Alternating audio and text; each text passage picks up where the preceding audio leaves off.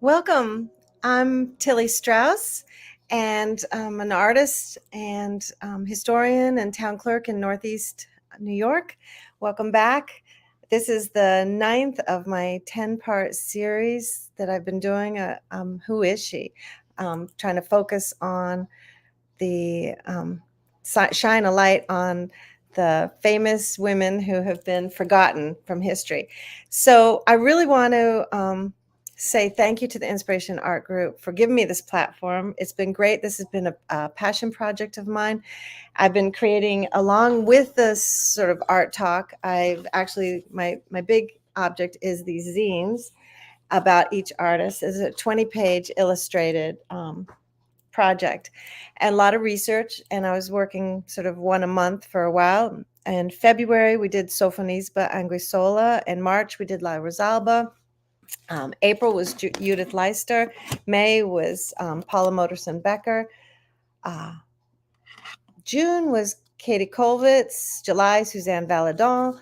August was Dora Maar. September was Gwen John, and Lois was supposed to be in October, and now she's now, or I'm finally saving, some of the best for last, and I'll be doing Annie Albers in January. So, and getting that. So I also wanted to just say that part of what I bring to this thing is I come from a family of artists, curators, writers, and thinkers who really taught me growing up to value the insight of narratives that are excluded from the mainstream. And so that's kind of what I'm hoping here to share is these women can be really inspiring for us, and they have stories that have lessons. And I've learned a lot, not only about the era that they're from, but about myself, actually. So I'm hoping that you can find something like that in each of these women yourself as you go forward. And after watching this and look some more, we're all learning. We're learning together. So this is Lois Mailou Jones. She's an American artist, and I initially was a little bit worried about delving into that since most of my studies have been into European art. So I did take a little bit of extra time, and I had to learn a little bit of the context that she worked in. As she's extremely, one of the themes that you'll find in Lois's life is that she's extremely hardworking and possibly an overachiever. But to set the tone a little bit, in the first page of my zine, I talk about the Harlem Renaissance and Black American patronage, because this is when she is.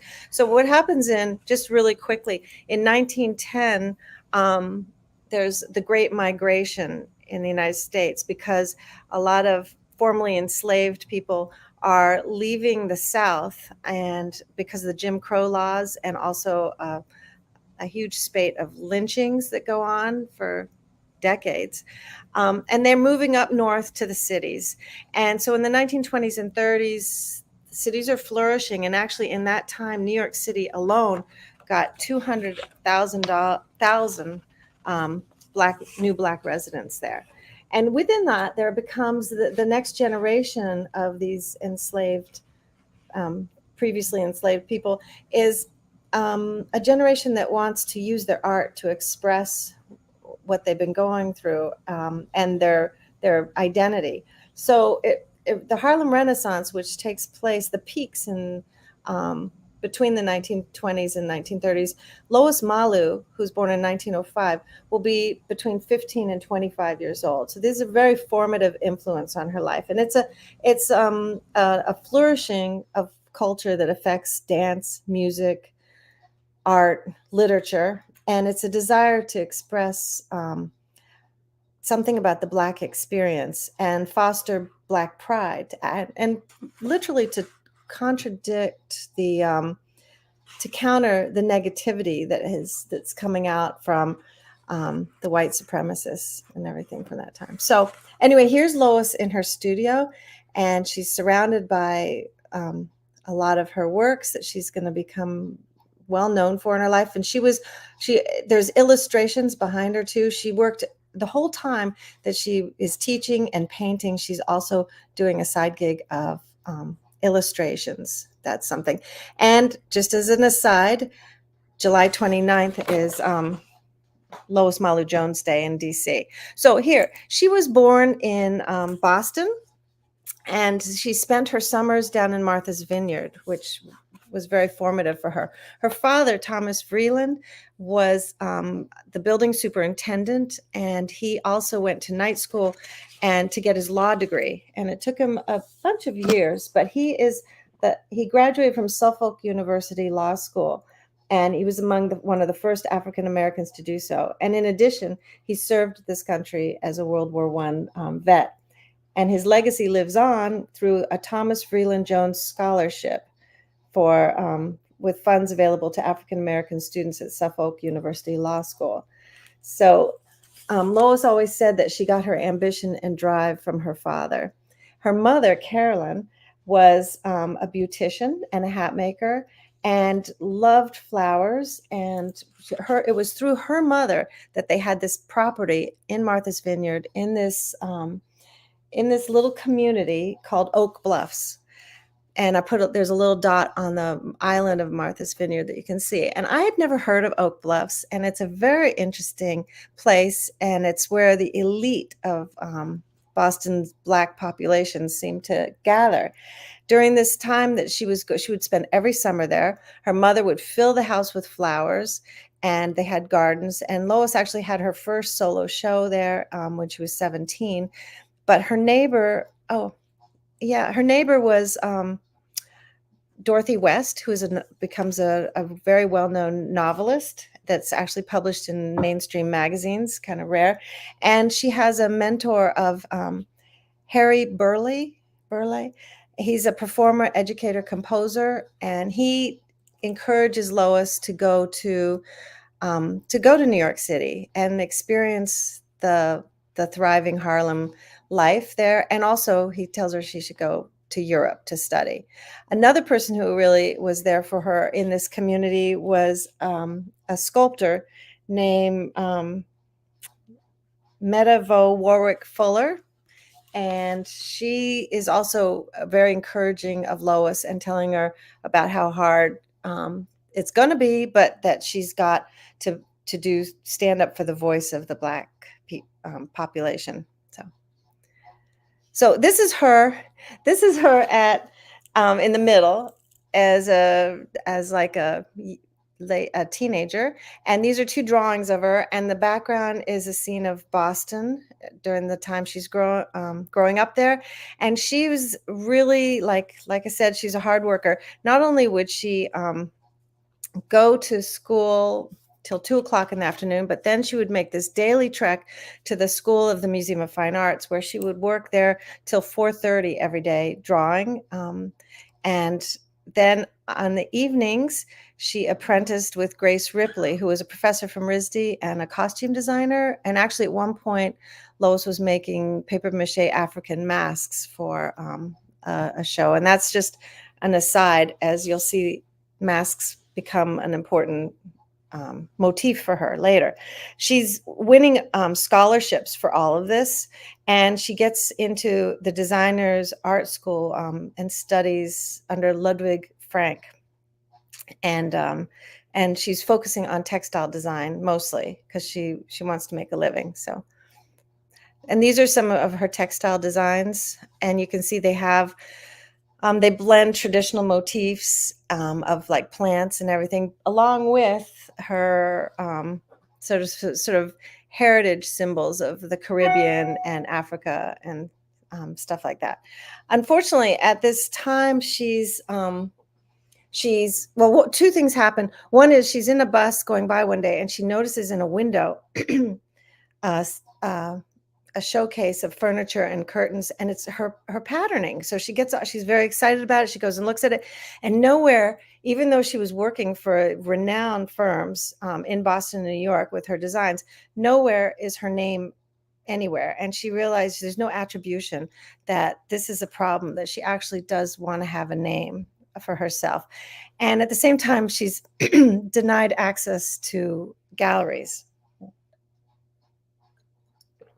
Um, at this time too, sorry, you blacks weren't allowed. Sorry, let me take a drink here. Blacks weren't allowed in most galleries and museums. They were denied access to that. Let's So actually, she does spend her time in New York City, just visiting and everything. And there's at the public library, I think 135th Street, is a mural by Aaron Douglas, and this is just a piece of it that is inspiring. And it's got this whole idea. It's got the whole idea of the rising up of the African American, the breaking of the chains, the going towards the light or the North Star. And the piece on the far right is one of Lois Mailou Jones, which was inspired by Medavo, the woman who said, "You have to paint our people's story." And this is an embracing of the connections the African Americans had to like Egypt and Northern Africa. And this is after she does this in 1932, which is after the discovery of King Tut's tomb. But I liked it here because of the way she has the flow from the lower corner of the figures rising up, and there's the star shining down, and as it's going up, it's like the building of the cities with music, drama, and art. You see those words written in them, and um, it's one of her most well-known pieces. So um, she is a cat lover here, but I just I just love this painting, this photograph of her with the cat on her shoulder, painting at her easel. She worked all the time, and she didn't just paint symbolic work like the piece I just showed you. She did a lot of paintings of contemporary views of her life and where things were. Unfortunately, when she goes for an employment, she goes to the Museum of Fine Arts where her alma mater was, and tries to get a job there, and they turn her down, and they tell her to go south and help her people. And she was a little bit like her people. She was a little bit surprised by that, and she does end up going. Let's turn to the next to down towards the North Carolina and Washington, D.C. I just wanted to put these two pieces in here because this is also the type of work that she's doing, which is kind of her people, which were like Jenny in the kitchen with the still life and the cleaning the fish. And so she's painting in a very classical way here, and which is both figurative and still life. And the mob victim, she had seen a man walking down the sidewalk, and she ran after him. She wanted to do an image of lynching. And when she told him what he wanted, he came into the studio, and he started reminiscing about an incident, a place where he'd been and seen a lynching. And she kind of catches that look in his eye. And this is what many male African Americans faced through the 30s and the 40s, and even closer, unfortunately, was this lynching. Alan Locke, he was a philosophy professor at Howard, and he's considered the founder of the Harlem Renaissance. He encouraged her as well to paint her heritage. So she gets a job. The image at the top is a whole school in Sedalia, North Carolina, the Palmer Memorial Institute. And she's hired there to develop an art department, and she does it using the same sort of standards as the Museum of Fine Art department that she knew so well. In addition, she's also the basketball coach. She teaches folk dancing, and she plays the piano for Sunday services. But she builds this incredible art department, and it starts inviting visiting professionals to come and talk to her students about life in the real world, whatever. And within 2 years, the reputation of this place gets the attention of Howard University professor who comes. And down in the lower left, that's an image of the main building at Howard College. So he comes and he actually is able to talk to Miss Brown and let Lois out of her contract, and he hires her there, and she will continue to work at Howard for 47 years. Now, Howard is an HBCU, which means a historical Black college or university.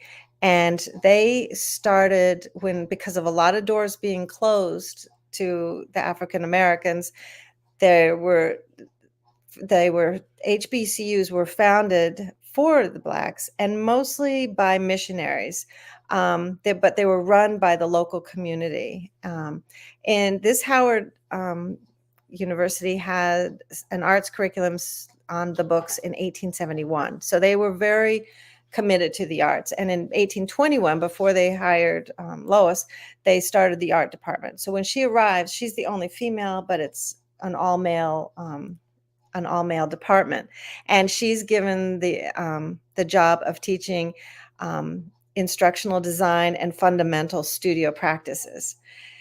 So it's like the lowest level that you can. At the same time, she's also an illustrator for the Associated Press Black newspapers, because in addition to these HBCUs, who their founders, a lot of them were world travelers, these missionaries would bring art back. And so they started developing an art collection. There were also entrepreneurs graduating from this who would start presses and publishing houses. And so this gave a lot more access for Black artists to get their work in and disseminated out there. So at the same time that Lois is going to teaching this school, she is also going to Columbia University and earning her master's, and she'll earn her doctorate as well. So she's constantly working towards improving her credentials, and it's pretty impressive what she's able to do in a short time. So I was worried when I just took up Lois that I wasn't going to know enough about, like, what's the American scene like and how's it everything. And then I find she goes to France and she actually studies at the Académie Julienne, where just 10 years earlier, Dora Maar was. So, Académie Julienne and Colarossi, they've all come up before. But she's awarded. She's been at Howard for about 7 years when this happens. She's awarded a General Education Board fellowship that she can go to Paris from September to May. It's a nice long time. And every month at the Académie Julienne, she gets a different art teacher. So she's a lot of different influences that will happen to her. When she's leaving, this is a picture of her on the deck of the Normandy as she's taking off. Harry Burleigh, the composer that was at Martha's Vineyard and told her she had to go to Europe, he came to see her off and brought flowers. So she's got this people who believe in her and are celebrating her as she goes on. When she arrives in Paris, it in 1937. It's excited. There's tons of artists. The avant-garde scene is going on. There's a vibrant cultural scene going on. There's African images are being celebrated by the Cubists. There's post-impressionism. She takes up plein air painting, and above all, there's like racial tolerance, which really and recognition that Lois gets. She actually gets into the two major shows while she's there, juried shows at the Grand Palais. So it's a wonderful time for her. And this is, I couldn't she does a ton of artwork while she's there. This is in the photograph in the middle is her studio. She was able to get this studio from an organization that helped American students in France. It's got 3 levels. It's got a balcony, a view of the Eiffel Tower, and skylights. She was like in heaven. And this photograph got cropped because if you saw it, she's surrounded by paintings. I think in this time that she's there, she did close to 80 watercolors and oil paintings. She worked, and in addition, she was doing illustrations for Carter Woodson for a book that 30 illustrations for a book called Heroes and Heroines that's published in 1939. So as soon as she gets back, so she's out in the streets. You can see in the lower right, she's doing a plein air study, and these are different scenes. You can see, as with different teachers, she takes up different styles during the time, sort of. And while she's painting outside by the Seine, she runs into Emile Bernard, who is an artist who is a colleague of Van Gogh and Gauguin's. And he offers her real criticism. And in addition, he lives near the river, a place to store her equipment so she doesn't have to lug it back and forth. And they have a friendship. Unfortunately, he dies just a couple years later, but he's very much a helper for her, and she's very grateful to him.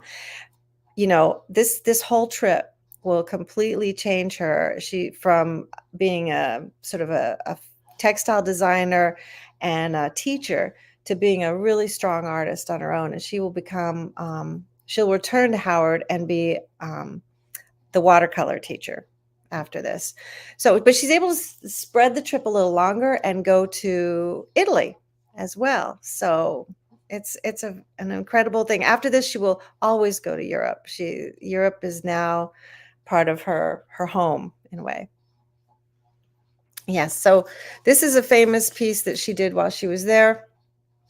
She was fascinated with the Cubist movement, and the collection of African art that was in the museums there. And she had a profound appreciation for the symbols with them. So this piece, Le Fétiche, is hers. When she first did this, one of her professors at the Académie Julian said, "What? Why? You know, this is very different, and why are you doing this?" And she said, "Come on, if everybody, the Cubists out on the street are painting from African images and African sculptures and stuff, don't I have as much right as any to that heritage?" So she claimed it, and this is something this is one of the threads of where her work will go. So also what happened, very life-changing for her, it was her best friend, Celine Taberry, who was actually initially her translator, and the two of them became very close, and they painted together a lot. She learned about French culture. It was a mutual exchange. And when Celine was visiting Lois in Washington after this, World War II happened and engulfed France, and she couldn't go back. So for 4 years during the war, she stayed with Lois. They lived together, and the two of them had to do something. So they ran small weekend art classes out of the studio, and they hosted art salons, and it was a very enduring friendship. One thing that happened was Lois couldn't get anything into any juried shows if she revealed her race.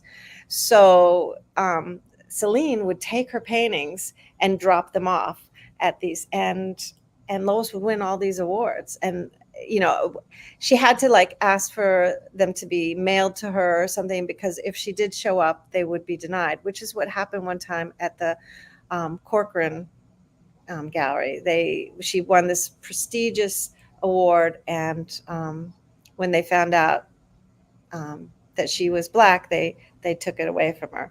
So this is an image of her, not at the Corcoran, but what the Corcoran did do is 50 years later, they issued a public apology, and they gave her a solo show. So but it was very, she was on the cutting edge of getting into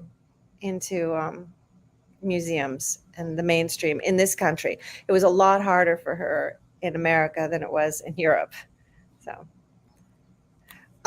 So her mother's watching all this, and Lois is having a fabulous time and making art and with a girlfriend, and she says, "I'm afraid you're going to be alone. You're going to die alone, just surrounded by your paintings. You have to think seriously about getting married." Well, she had been in touch with this guy, Louis Vernaud Pierre Noël, since they both gone to Columbia together. And he was also an art teacher, and he was a Haitian artist and a graphic designer. He designed a famous stamp for Haiti. And they had been corresponding loosely over 20 years. And then they ran into each other again. And she said, are you married yet? And he was like, no, are you? And they decided to get married, and they go to France. And behind her in this drawing I did is one of her paintings of Cabri, which is where Celine Taberry's summer family home was. And that's where Lois and Celine would go in summers times. They'd gather there and they'd have a studio together. So that landscape is behind them, and that's where they got married. Celine was the witness at their wedding. He was incredibly supportive of her career, and being an educator himself, he totally understood, her passion and everything. So, but there was no time for a honeymoon necessarily. And what happens is the president of Haiti contacts her because he needs help with the tourism campaign. And so that's how they get their honeymoon. And she goes to Haiti to Louise Pierre Noël's, meets his family and their home, and works there. So this is during her honeymoon. She's painting local scenes. Oh, wait, don't go back yet. Thank you. She actually, in addition to, she's a guest professor at the Centre d'Art and the Foyer des Arts Plastiques. And she's teaching. She's also working on 42 works that she will paint that summer for herself. And the First Lady of Haiti will sponsor a show of Lois's work at the end of this time. But Haiti, not only did she capture Haiti and everything, but Haiti captured her, and her work starts to change some more. And you can see that smaller piece that's very abstract, the colors, and there's a reliance on symbols that this all feeds into what Lois is her art practice. And you'll see, let's change to the next one. This is an idea. Her colors get a lot more brighter. Everything gets a lot flatter, and there's a rhythm in her work. So it's less impressionistic and more spirited in a way. So do you see? So this is a piece that she does. She goes back to France a lot in the summers, and this is a piece that is Paris, but it's a different scene of Paris. We saw the other ones that she did at Paris, and this one's much more influenced by this sort of collage thing. The red stripe down the center is kind of a mask, but you can see Montmartre, you can see La Folies Bergère, you can see the Moulin Rouge, you can see the Seine. She's got all the elements in there, but much more patterned and flat. It's now about the 1960s, and she starts to have exhibits in the United States as well, and in France. And she's got a gallery in France, in New York City, and in Washington, D.C. She's got shows at the School of the Museum of Fine Arts, that her alma mater. She has a show at Cornell University, and she also starts this taking students with her to Europe, because she really does believe that it's very important to travel as part of your education. This is another piece that she's doing. It's Josephine Baker, and it's in acrylic. She's now moved on to acrylic because it's a much faster medium and dries. You can see there she's got patterns and sort of revisiting her interest in textile design in the beginning. In between 1968 and 1970, she will visit 11 African countries, and she's taking students with her, but she's also documenting and interviewing local artists, and she will develop a slide library of over 1,000 images. She goes to Ethiopia, Sudan, Kenya, Zaire, the Republic of Congo, Nigeria, Dahomey, Ghana, the Ivory Coast, Liberia, Senegal, and the Sierra Leone. So she's, and this is in addition to her teaching. She's still teaching at Howard, and she's also going to Haiti every summer, and France. So. And this is an image I drew from the one on the left of Lois and Louis at the bottom of the stairs of an airplane um, as they're taking a tour group. She was she was very interested in exposing her students to the wider world. Most of the places she went, she organized a way for them to get a certificate, and so there was an educational step in adding to their resumes. No matter where they were. Um, in 1970, she was chosen by the U.S. Information Agency in Washington, D.C. to be a cultural ambassador. And so she's paid to go lecture in Africa and promote African and African American art. At this point, you see more masks coming into her work. This piece on the right is actually hanging in the Museum of Fine Arts, Boston. I found it in the African wing, which kind of upset me, to tell you the truth. A little side note, because maybe we should put Picasso's Les Demoiselles d'Avignon also in an African wing. I don't know why her stuff is isolated out and not with the mainstream stuff. Colored images. I want to read this.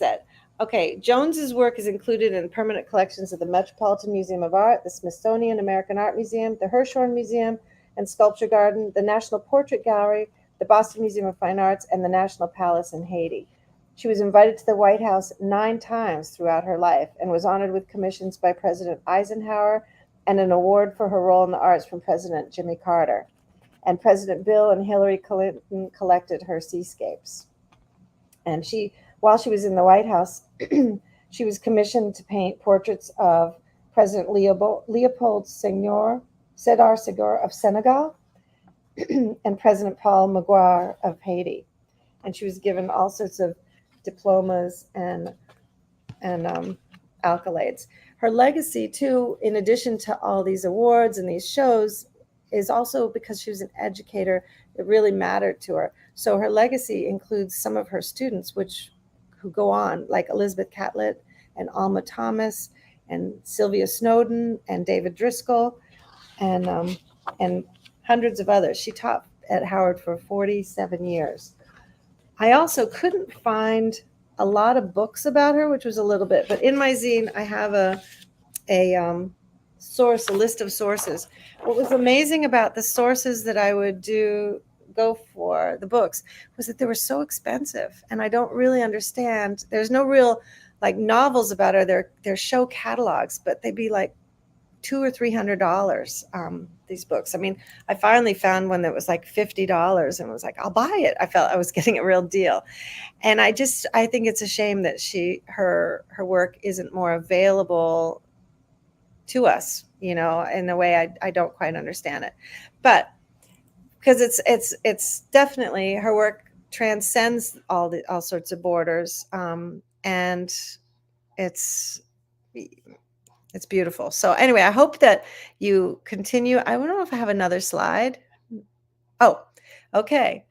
This is where she comes up. If you really, unfortunately, if you really want to look for anything you find about Lois Mailou Jones, when you Google it, is going to show up as a curriculum idea for February, which is Black History Month. And so there's a lot of lesson plans for elementary school kids that build off of her example. But she definitely contributed to the rich traditions of the African diaspora, and she deserves a lot more than what she's getting at this time. She challenged racist views, and she worked on universal themes of identity and cultural history, and this idea of an international heritage that we had. So, okay. So my next artist that I'm going to work on is Annie Albers. And I'm working on it right now. I'm very excited. And I'm going to be going traveling this winter. And so in January, we're going to do the talk on January 10th. really want to thank the Inspiration Art Group so much. You guys, I could never have done this project without having this deadline. You know, you kept me accountable. I really appreciate it. It's been a ton of fun. And with each artist, I have learned so much, but I know I'm not doing them justice with these talks. And my hope is that it's just enough to give you that you go out and look yourself, ask yourself, find the books if you can, and see if you can learn more about these incredible women. All right. Thank you so much. And I think